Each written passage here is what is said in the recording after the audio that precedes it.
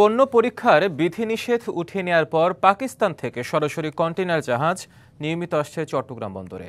গত এক বছর ধরে পাকিস্তানের জাহাজ আসায় নতুন গতি এসেছে বন্দরের কার্যক্রমে। এদিকে প্রায় ১.৫ বছরে ভারত থেকে ট্রানজিট পণ্য নিয়ে কোনো জাহাজ আসেনি বন্দরে। ২০২৪ সালে পাকিস্তান থেকে সরাসরি আসা কন্টেইনার জাহাজের সংখ্যা ছিল ২টি, আর চলতি বছর এ পর্যন্ত এসেছে ৪টি। আগে পাকিস্তানের পণ্য চট্টগ্রাম বন্দরে পৌঁছানোর পর শতভাগ কায়িক পরীক্ষা করা হতো।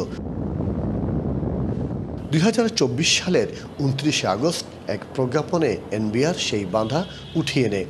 এরপর গেল বছরের নভেম্বর থেকে পাকিস্তান থেকে আসা সরাসরি পণ্য নিয়ে বন্দরে আসছে কন্টেইনার জাহাজ। আওয়ামী লীগ সরকারের সময় ২০২৩ সালে স্থায়ী আদেশ জারির মাধ্যমে কম ট্যারিফে ভারতকে চট্টগ্রাম মংলা বন্দর সহ ৮টি রুটে ট্রানজিট পণ্য আনা নেওয়ার সুযোগ দেওয়া হয়। আগে G2G চুক্তির ভিত্তিতে সরকারি চাল আসত ভারত থেকে। সর্বশেষ ২০২৪-২৫ অর্থ বছরে কোনো চাল আসেনি। ওই অর্থ বছরে চট্টগ্রাম বন্দরে G2G চুক্তির ৫০,০০০ টন চাল এসেছে পাকিস্তান থেকে। সম্প্রতি চট্টগ্রাম এসে পাকিস্তানের বাণিজ্য মন্ত্রী জানান, দুই দেশের মধ্যে জাহাজ চলাচল অব্যাহত রাখতে হলে বাণিজ্য আরও বাড়াতে হবে।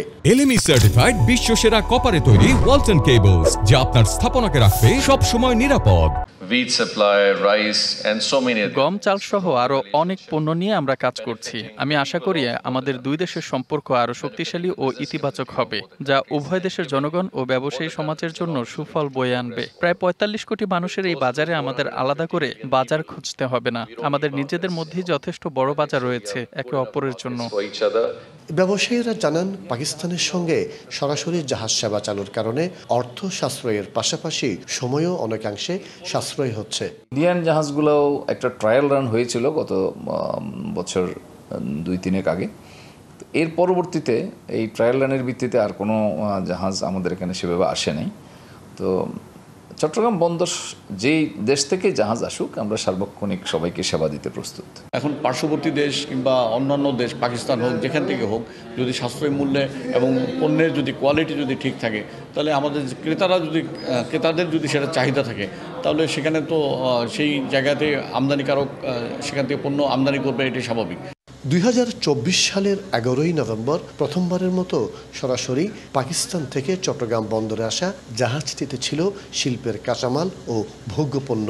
বিভিন্ন ভোগ্যপণ্য নিয়ে পাকিস্তান থেকে দ্বিতীয় সরাসরি চালান আসে গত বছরের ২১ ডিসেম্বর। মাসুদুল হক, ডিবিসি নিউজ, চট্টগ্রাম।